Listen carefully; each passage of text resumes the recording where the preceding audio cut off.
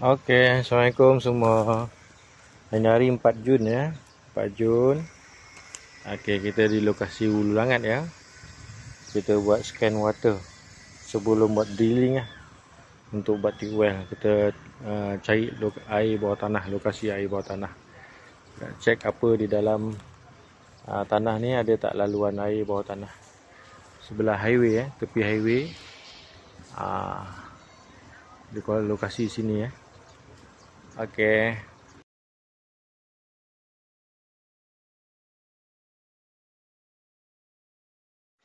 Okey guys.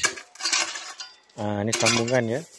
Kita buat pik ni kolam ya. Kita nak scan tadi, kita dapat lokasi air di situ. Ni kita buat pik lah, ataupun water return air lah. Ini kita punya mesin ya. Ni lubang nombor 2 lah. Macam tu lah. Perjanjian dengan tuan tanah macam tu. Okey.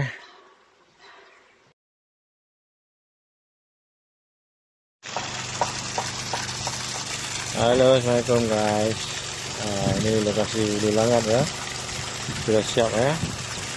Tip well kolam mancing MV Hulu Langat Batu 14.